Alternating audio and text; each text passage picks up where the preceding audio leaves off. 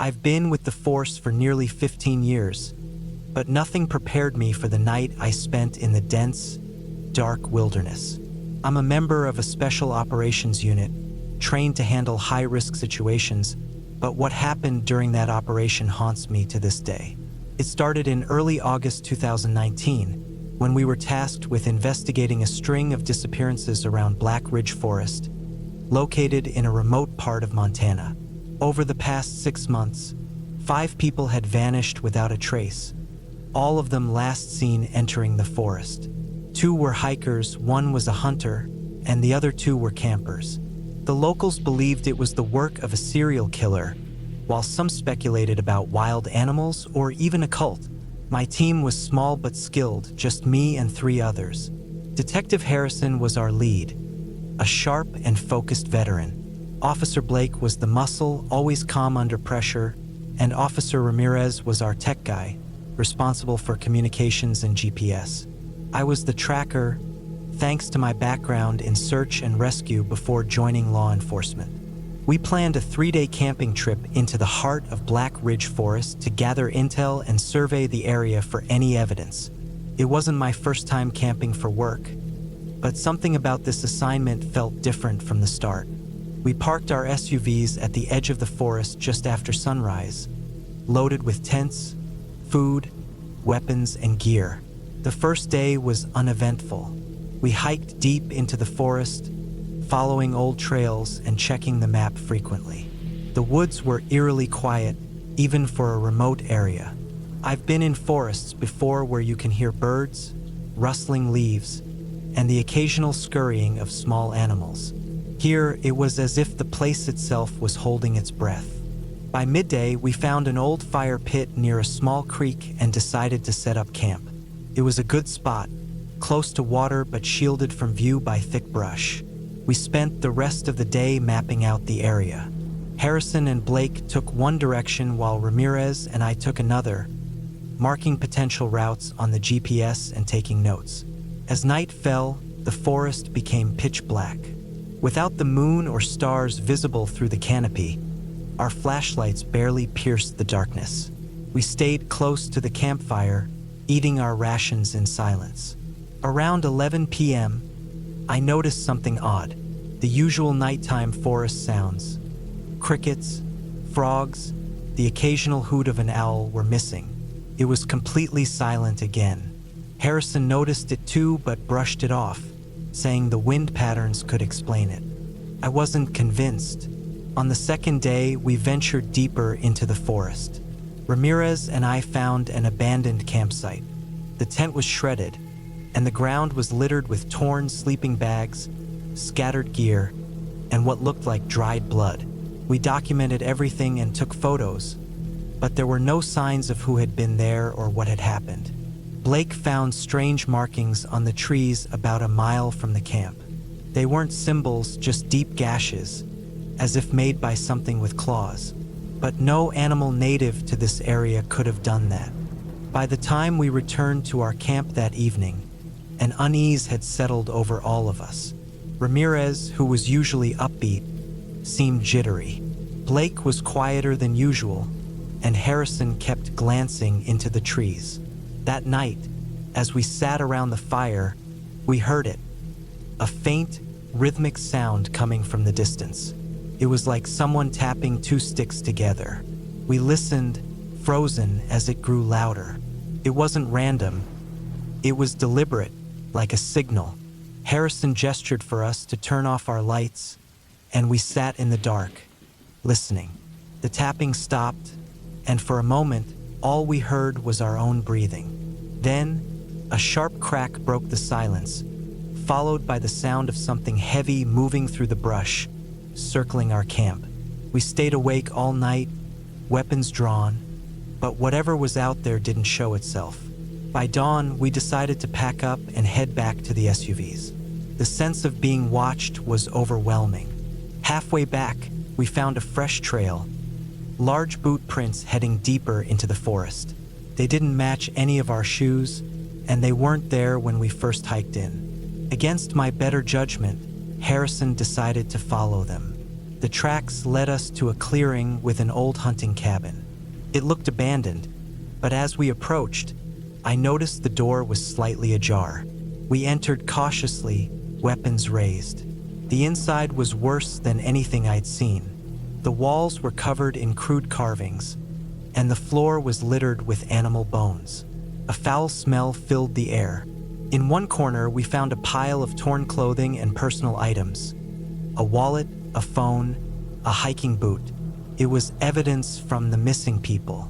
As we were documenting the scene, Ramirez found a trapdoor hidden under a rug. It led to a small underground room, barely big enough to stand in. Inside, we found chains bolted to the walls and more bones, human this time. That's when we heard footsteps above us. We rushed back up, but whoever had been there was already running into the woods. Harrison and Blake gave chase while Ramirez and I secured the cabin and called for backup. Harrison radioed in, saying they'd lost the suspect but found a path leading to an old logging road. We regrouped and followed the road until we reached a clearing with a rusted pickup truck. The hood was warm, but the vehicle was empty. Then the gunfire started.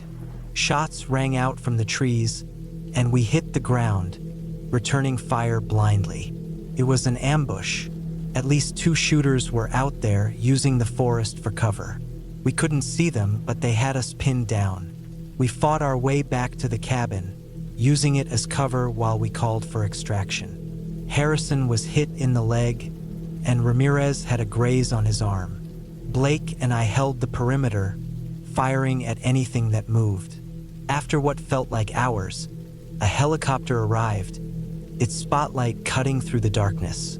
The shooters vanished into the forest, and we were airlifted out. The evidence we collected led to the arrest of 2 suspects, both linked to a local militia group operating in the area. They were responsible for the disappearances, using the forest as their hunting ground. But not all the questions were answered. The militia members claimed they weren't alone, that there were others still out there.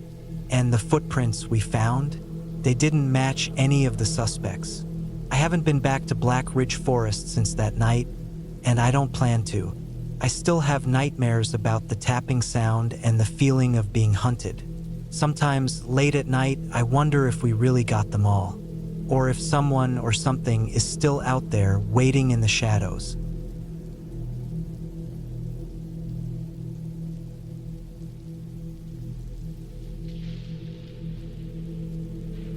I've always admired my cousin Mark. He's a retired Army officer, strong and capable, and the kind of person you'd want around in tough situations. He's been through combat tours, survival training, and situations that most people can't even imagine. For as long as I can remember, Mark has been the one person I felt truly safe around. So when he suggested we go camping in the fall of 2015, I didn't think twice. I was 28 at the time, and Mark was in his late 30s. He had recently moved back to our hometown after retiring from the military, looking for some peace after years of high-stress deployments. Mark believed in living simply, and camping was one of his favorite ways to unwind.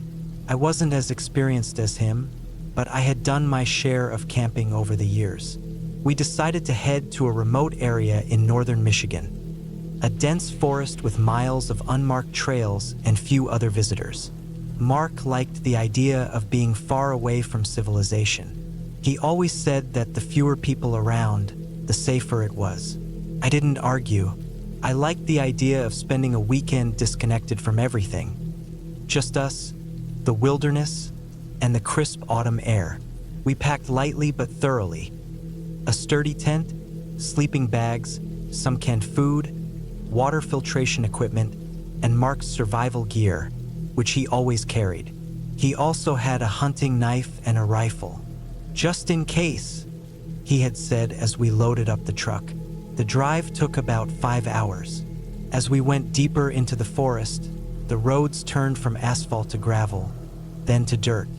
Eventually, we parked in a clearing and hiked another 3 miles to our campsite. The trail was overgrown in places, but Mark navigated effortlessly, cutting through branches with his machete when needed. By the time we reached the spot Mark had chosen, a small clearing near a slow-moving creek, it was late afternoon. The sunlight filtered through the trees, casting long shadows. It was beautiful, in a quiet, eerie way. We set up camp quickly. Mark showed me how to pitch the tent properly, ensuring it was secure against any weather. Afterward, we gathered some firewood, prepared a small fire, and cooked dinner. It was simple, beans and some sausages, but it tasted amazing out there in the cool forest air. As night fell, the woods came alive with sounds. Crickets, the occasional hoot of an owl, and the rustling of leaves in the wind. It was peaceful at first, but there was an underlying tension I couldn't shake. The forest seemed darker than it should have been, the shadows deeper, the noises sharper. Mark must have noticed my unease because he reassured me that this was normal. "The forest has its own rhythm," he said as he stoked the fire.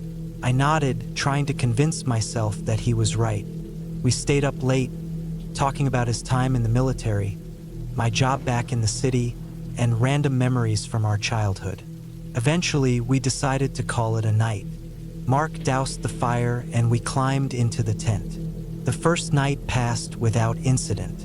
I woke up a few times, startled by unfamiliar noises, but Mark was always calm, his steady breathing reassuring me that there was nothing to worry about.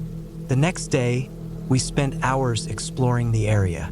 Mark showed me how to read a map and use a compass, skills he insisted were essential.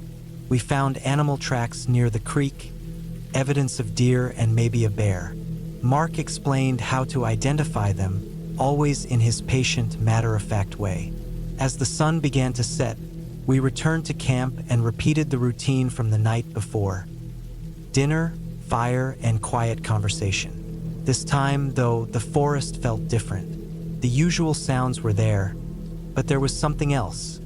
An occasional snap of a twig, a faint rustling that didn't fit with the rhythm of the woods. Mark noticed it too. I saw his eyes narrow as he scanned the tree line. He didn't say anything, but I could tell he was on edge. He kept the rifle closer that night. I slept fitfully, waking several times to the sound of movement outside the tent. At one point, I thought I heard faint footsteps circling our campsite. I whispered to Mark, but he was already awake, listening intently. He motioned for me to stay quiet. We sat there in silence for what felt like hours, straining to hear over the pounding of my heart. The footsteps stopped, and eventually, Mark told me to try and get some rest. I did, but not well. The next morning, Mark decided we should move camp. He didn't say why, but I didn't question him. We packed up quickly and hiked another 2 miles deeper into the woods, finding another clearing near a larger stream. The day passed uneventfully, but the unease lingered. Mark was more vigilant, constantly scanning the surroundings, his hand never far from the rifle. That night, things escalated. We had just settled into our sleeping bags when the noises started again. This time, they were louder, definite footsteps, heavy and deliberate, circling the camp. Mark sat up, grabbing the rifle. He gestured for me to stay low and quiet. The footsteps stopped for a moment, then started again, closer this time. Mark unzipped the tent just enough to peek outside, his movements slow and deliberate. I could see his jaw tighten as he scanned the area. He closed the tent and whispered that we were packing up and leaving immediately. We moved quickly but silently, breaking down the tent and gathering our gear. Mark kept the rifle ready, his eyes constantly scanning the darkness. I could feel my pulse in my throat as we started hiking back toward the truck. The footsteps followed us. At first, they were distant, but they grew louder, closer. Whoever or whatever it was, they weren't trying to hide anymore. Mark stopped suddenly, raising his hand for me to freeze. He turned, raising the rifle, and called out into the darkness, his voice steady but firm. There was no response, just the sound of heavy breathing from the shadows. I felt a chill run down my spine. Mark fired a warning shot into the air. The sound echoed through the forest, and for a moment, everything went silent. Then the footsteps retreated, faster this time, crashing through the underbrush. We didn't wait to see if they would come back. We practically ran the rest of the way to the truck, adrenaline fueling every step. When we finally reached it, we threw our gear into the back and drove off without a word. It wasn't until we were miles away, back on the main road, that Mark finally spoke. He said he didn't know who or what had been out there, but it wasn't an animal. I never went camping again after that trip. Mark didn't either. Whatever was out there that night, it wasn't just the forest's rhythm. It was something deliberate, something watching. I still think about it sometimes, late at night when the house is quiet and the shadows seem deeper than they should be. The woods may be beautiful, but they can also be terrifying. And some things I've learned are better left undisturbed.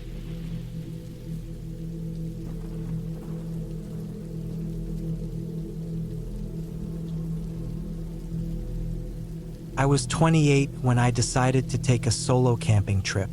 It was the summer of 2016, and I needed a break from the constant hum of life in Chicago.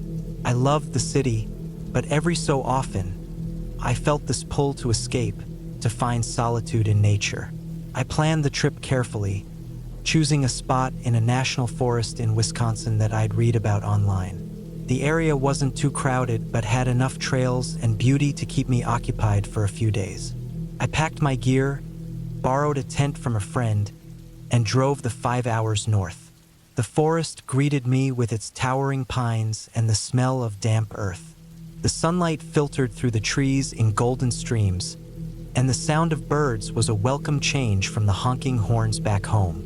I parked my car at a designated lot near the trailhead and double-checked my supplies. I had everything: food, water, a first aid kit, a portable stove, and a map of the area. My phone barely had any service, but I wasn't worried. I'd let my sister know where I was headed, and she had strict instructions to call for help if I didn't check in by the end of the weekend. The first day was peaceful. I hiked about 6 miles into the woods and found a perfect spot to set up camp. It was a small clearing surrounded by dense trees, with a gentle stream nearby. I pitched my tent, gathered some firewood, and cooked a simple meal. As the sun set, the forest came alive with the sounds of crickets and frogs. I sat by the fire, staring into the flames and letting my thoughts wander. That night, I slept soundly, the rustling leaves and distant hoots of owls lulling me to sleep. The next morning, I woke up early, eager to explore more of the forest. I packed a small backpack with snacks, water, and a compass, leaving most of my gear at the campsite. The trails were quiet, and I only saw a few other hikers in the distance. By midday, I'd covered several miles and decided to take a break near a rocky outcrop that overlooked a valley. As I sat there, eating a granola bar and enjoying the view, I noticed something odd. Across the valley, maybe a mile away, there was a faint glint of light. It was subtle, like sunlight reflecting off metal. I squinted, trying to make sense of it. At first, I thought it might be another hiker, but the light didn't move like a person would. It flickered intermittently, as if someone was signaling or a piece of reflective material was swaying in the breeze. It bothered me, but I pushed it out of my mind. The forest was vast, and there were probably hunters or other campers out here. Still, I made a mental note of the direction and decided to head back to my campsite. When I returned, I noticed small things that felt off. My gear was exactly where I left it, but the fire pit looked disturbed, as if someone had kicked some of the ashes around.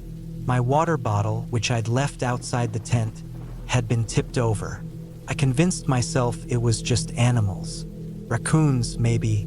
They're curious and not afraid to get into human stuff. But as the day wore on, I couldn't shake the feeling that I was being watched. It was subtle, like the hairs on the back of my neck standing up every so often. I'd turn quickly, expecting to see someone, but the forest was empty. I decided to stay close to the campsite that evening. I built a larger fire than usual and kept my hatchet within arm's reach. My nerves were on edge, and every snap of a twig or rustle of leaves sent my heart racing. That night, sleep didn't come easily. I lay in my tent, listening to the sounds outside. At some point, I must have dozed off, because I woke up suddenly to the sound of footsteps. They were faint but deliberate, crunching softly on the forest floor. My breath caught and I strained to listen. The footsteps stopped just outside my tent. I didn't move.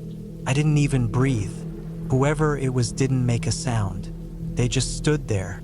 When dawn broke, I unzipped my tent slowly, half expecting to find someone standing there. The campsite was empty, but the ground outside had fresh footprints.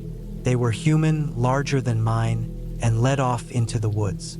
I packed up immediately, shoving my gear into my bag without bothering to fold anything neatly. I decided to cut my trip short and head back to my car. The hike back felt like it took forever.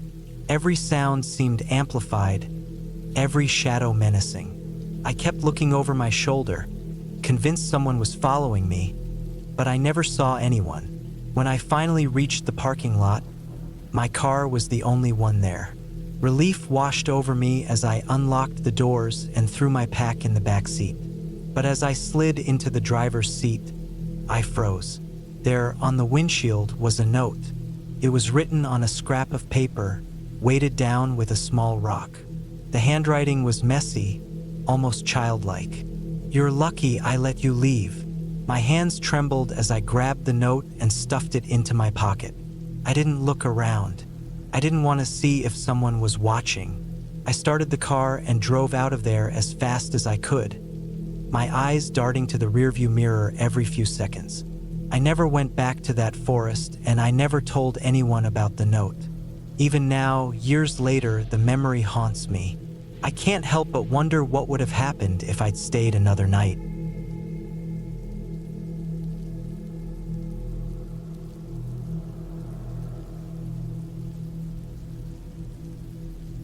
It started as a spontaneous trip. I just turned 26, and my friends had all bailed on me last minute. I was stubborn and didn't want to cancel, so I decided to go alone. It was early summer of 2022, and the weather was perfect. Warm days and cool nights, the kind of weather that made camping bearable. The forest I chose wasn't too far from my small town in northern Wisconsin. It was an old forest with thick trees and narrow trails that barely saw any maintenance. I'd been there before with friends a few years back.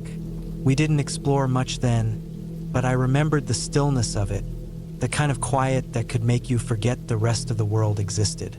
I packed light: a small tent, a sleeping bag, basic cooking supplies, a flashlight, and my trusty hunting knife. I didn't plan on staying more than 2 nights, just enough to reset my mind and enjoy some solitude. I let my sister know where I'd be and told her I'd text her when I was back in range. The first day was uneventful. I found a good spot to set up camp about 3 miles off the main trail. It was close to a small creek, and there was a clearing with just enough space for my tent. The trees surrounding the area were tall and old, their branches twisting together like something out of a Gothic painting.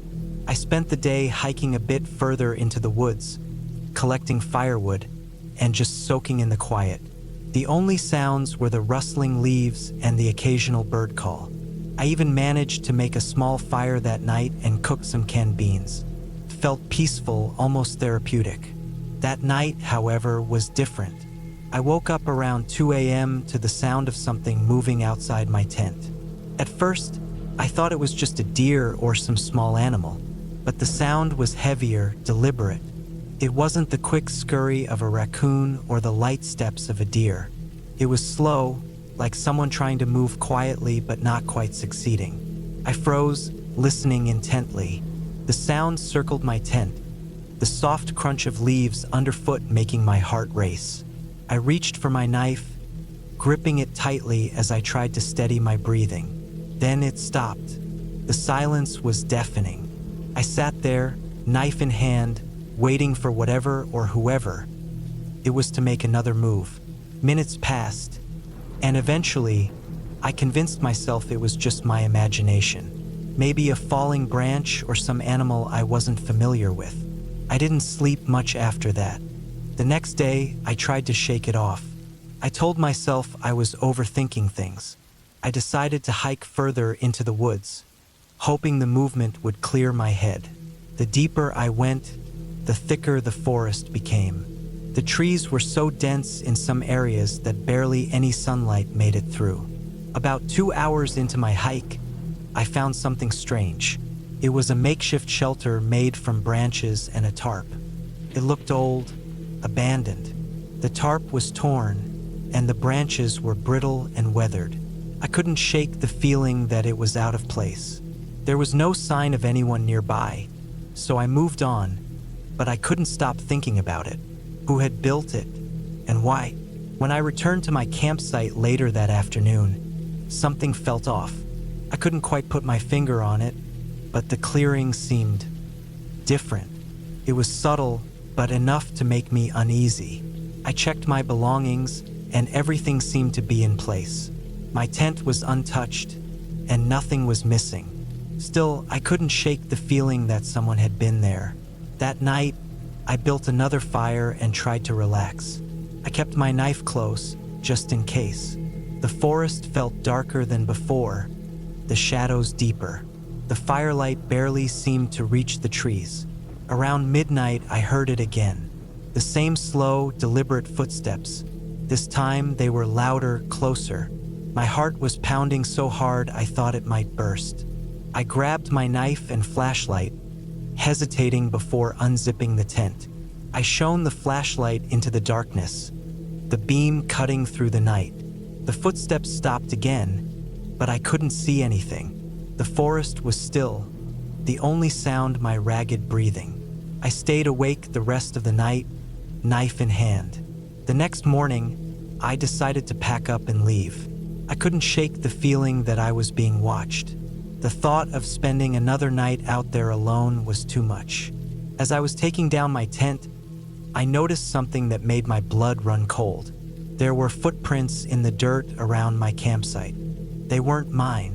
They were larger, heavier, and they circled the area multiple times. I hurried to pack the rest of my things, my hands shaking. I didn't care about being careful or neat. I just wanted to get out of there.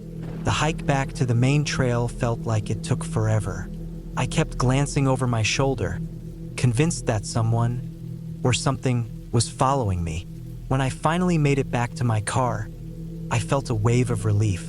I threw my stuff in the back seat and locked the doors as fast as I could. I didn't even take a moment to catch my breath before starting the engine and speeding down the gravel road. It wasn't until I was back home, safe in my apartment, that I let myself process what had happened. I couldn't stop thinking about the footprints, the shelter, the sounds. Someone had been out there watching me. I never went camping alone again. And sometimes, late at night, I still hear those footsteps in my dreams.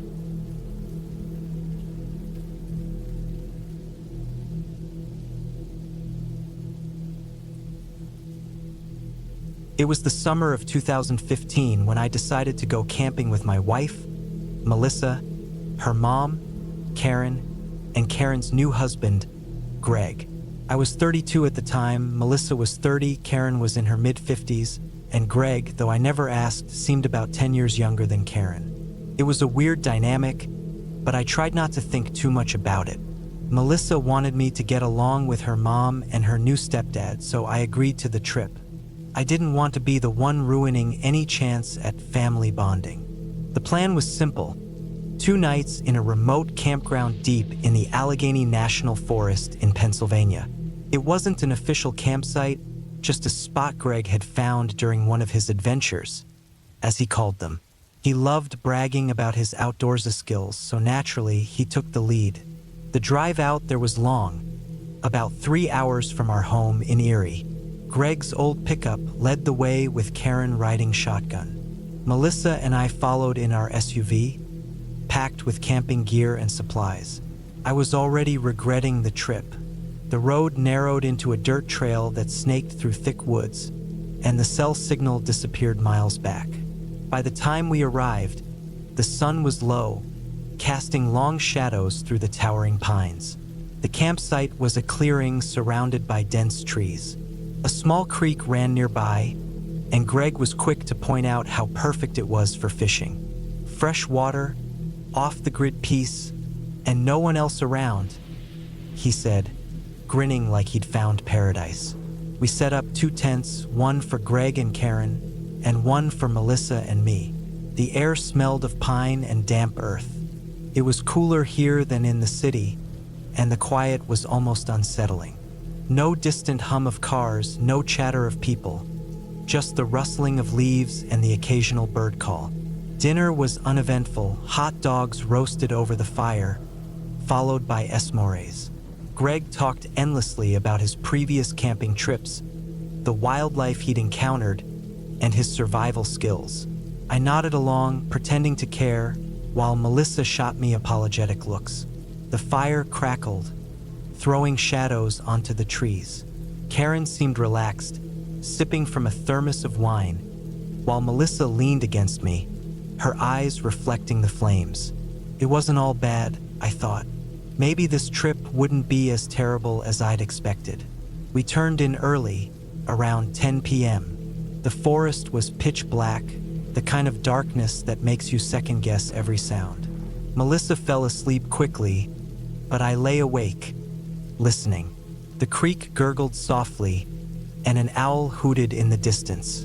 Then there was something else, a faint rustling like footsteps. I sat up, heart pounding, but it stopped. Probably an animal, I told myself. Still, it took me a long time to fall asleep. The next morning, Greg decided we should explore the area. He was adamant about showing us the best fishing spot he'd found on a previous trip. We followed him along an overgrown trail, branches scratching at our arms and legs. He didn't seem to have a clear destination, but after about an hour, we reached a small pond surrounded by cattails. It was serene, but I couldn't shake the feeling that we were too far from the campsite. Greg and Karen fished while Melissa and I sat on a fallen log. The sun was high, but the thick canopy kept the heat at bay. Still, the air felt heavy, like a storm was brewing. After a while, Greg announced that he wanted to explore further. Karen stayed behind, saying she'd had enough walking for the day. Melissa and I reluctantly followed Greg into the woods. The trees grew closer together, their branches twisting overhead like a natural ceiling. The ground was uneven, covered in roots and moss. After what felt like forever, Greg stopped and looked around, frowning. "This doesn't seem right," he muttered. My stomach sank. We were lost. Greg refused to admit it at first. He kept saying we'd find the way back if we just kept going. But the more we walked, the more obvious it became that he had no idea where we were. Melissa started to panic, her breathing quickening. I tried to stay calm for her sake, but inside, I was freaking out. The sun was sinking, and the forest grew darker. I checked my phone out of habit, even though I knew there was no signal. My watch said it was past 6 p.m. We needed to find the campsite before nightfall, but every direction looked the same. Greg finally admitted we were lost. "We'll camp here tonight and figure it out in the morning," he said, like it was no big deal. I wanted to scream at him, but what good would it do? We gathered some branches for a fire, but they were damp, and it took forever to get it going. Dinner was granola bars and water. Melissa huddled close to me, shivering even though it wasn't cold. Greg sat across from us, staring into the fire. For once, he was silent. I barely slept. Every noise made me jump. A snapping twig, a distant howl, the rustling of leaves. At one point, I thought I heard footsteps circling our camp. I sat up, straining my ears, but there was nothing. Just my imagination, I told myself. But the unease wouldn't go away. Around 3 a.m., I heard something unmistakable, a low, guttural growl. It was close, too close. I grabbed a flashlight and shone it into the darkness. The beam caught a pair of glowing eyes. My heart stopped. It was a coyote, and it wasn't alone. "Don't move," I whispered to Melissa. She clung to me, her nails digging into my arm. The coyotes circled us, their eyes reflecting the firelight. Greg grabbed a branch from the fire and waved it at them. "Get out of here," he shouted. They backed off eventually, but they didn't go far. I could see their silhouettes in the distance, watching, waiting. I didn't sleep at all after that. The first light, we packed up and started walking. Greg thought he'd figured out the right direction, but I wasn't so sure. The forest seemed endless, every tree blending into the next. My legs ached, and Melissa looked like she was on the verge of tears. Hours passed, and there was still no sign of the campsite. I started to wonder if we'd ever find it. Then we came across something that made my blood run cold. A pile of bones, picked clean. They looked fresh. Melissa turned away, gagging. Greg muttered something about it being just nature, but his face was pale. We kept moving, driven by fear and desperation. Finally, just as the sun was setting, we stumbled into the clearing where our campsite was. Karen was there, frantic and relieved. She'd stayed put, hoping we'd find our way back. We didn't stay another night. We packed up in record time and drove back to civilization. The whole way, no one said a word. It's been years, but I still think about that trip. The coyotes, the bones, the feeling of being utterly lost. It all haunts me. I haven't been camping since, and I don't think I ever will. Melissa says I'm paranoid, but I don't care. Out there in the woods, you're not at the top of the food chain. You're just another animal trying to survive.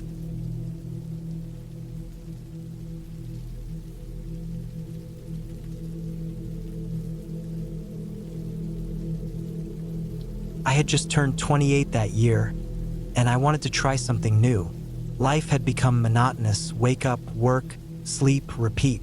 So when I found a blog about solo camping being a great way to reset your mind, I decided to give it a try. I wasn't a complete stranger to the outdoors. I had gone on short hikes before, but camping alone overnight, that was uncharted territory for me. I spent weeks preparing.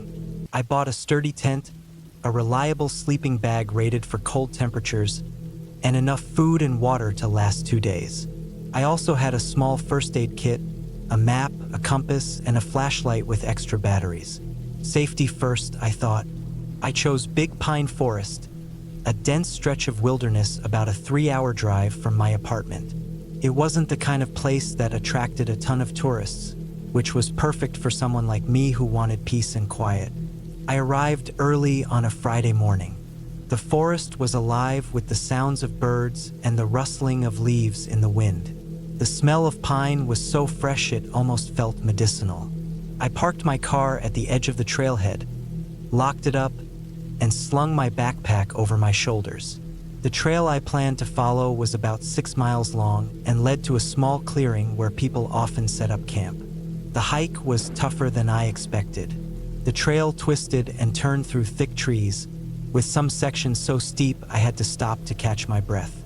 But the scenery was worth it. Streams cut through mossy rocks, and sunlight filtered through the canopy above, creating patterns on the forest floor. By the time I reached the clearing, the sun was starting to dip below the horizon. The spot was perfect, a flat area surrounded by trees with a small fire pit someone had built from stones. I set up my tent quickly, wanting to finish before it got dark.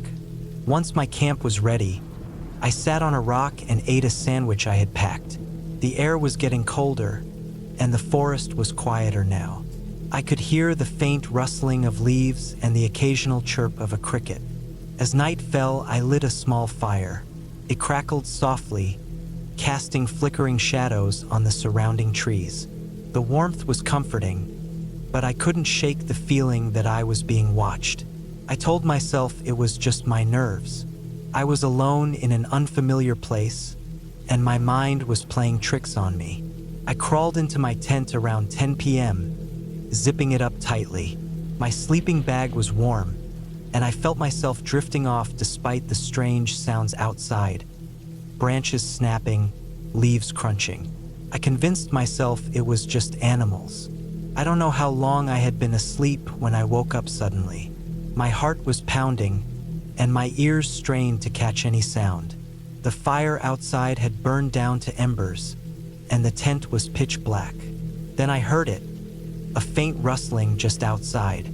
It wasn't the kind of sound animals make when they scurry through underbrush. It was deliberate, slow, like someone or something was moving carefully around my campsite.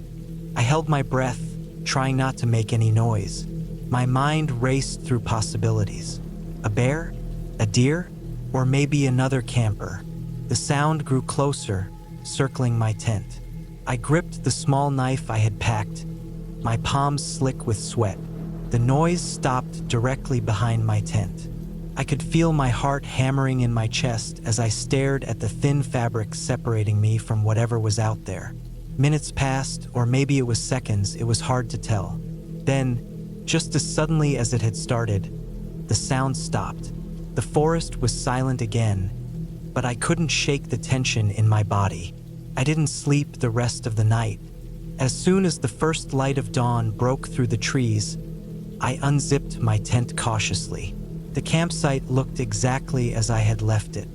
There were no tracks, no signs of anything unusual. I told myself I was being paranoid. Maybe I had imagined the sounds, or maybe it really was just an animal passing through. I packed up my things quickly, deciding to cut my trip short and head back to the car. The hike back was uneventful, but I couldn't shake the feeling that something was off. Every so often, I would glance over my shoulder, convinced I was being followed.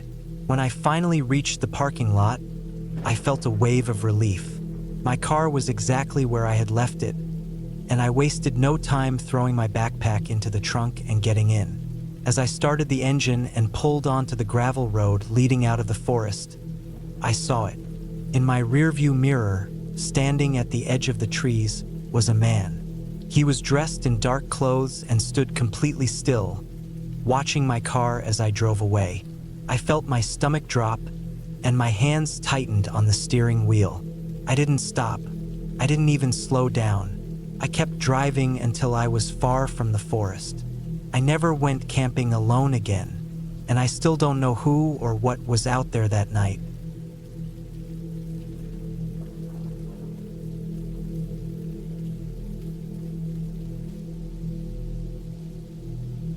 I had always been someone who found solace in the wilderness. The silence, the isolation, and the vast, unending expanse of nature felt like the perfect escape from the noise of everyday life. So when I decided to take a solo camping trip in the summer of 2019, it felt like the perfect way to recharge. I chose a remote spot deep in the mountains of northern Colorado, a place so far off the beaten path that it didn't even show up on Google Maps. It was a stretch of land my coworker, Mike, had mentioned once, claiming it was untouched and perfect for anyone looking to really get away. I packed light, just the essentials. A tent, sleeping bag, enough food and water for 3 days, a GPS, a map, and a small first aid kit. I also brought my hunting knife and a flare gun, more for peace of mind than anything else. I wasn't planning on encountering anyone or anything dangerous out there. The drive to the trailhead took nearly 6 hours, the last 2 of which were on unpaved, winding roads that seemed to go on forever. My truck bounced and jolted as I navigated the rocky terrain, the dense trees on either side of the road growing taller and closer together the further I went. By the time I reached the spot where I planned to park and hike in, it was late afternoon. The sun hung low in the sky, casting long shadows over the forest floor. I slung my pack over my shoulders, locked the truck, and started walking. The trail was faint, almost non-existent in some places, but I had my map and compass to guide me. The air was cool and crisp, the kind of air that makes you feel alive. Birds chirped overhead, and the occasional rustle of leaves signaled the presence of small animals nearby. Felt peaceful, exactly what I needed.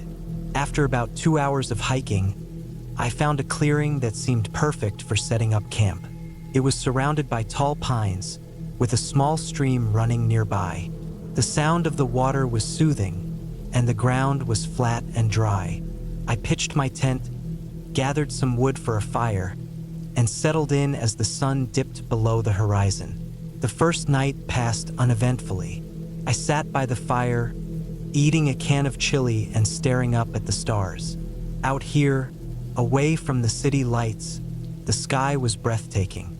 Millions of stars twinkled above me, and the Milky Way stretched across the darkness like a glowing ribbon. I felt small but in a comforting way, as if the vastness of the universe was a reminder that my problems were insignificant. The next day, I spent hours exploring the area. I followed the stream for a while, climbed a small hill to get a better view, and even spotted a deer grazing in the distance. It was perfect. By the time I returned to my campsite, the sun was beginning to set. I started another fire, cooked some instant noodles, and settled in for another quiet night. But as the fire crackled and the forest grew darker, I began to feel off. It was subtle at first, like the feeling you get when someone is watching you. I shrugged it off, telling myself it was just my mind playing tricks on me. I was alone out here, miles from the nearest road or house. There was no one around, or so I thought. That night, I woke up to a sound outside my tent.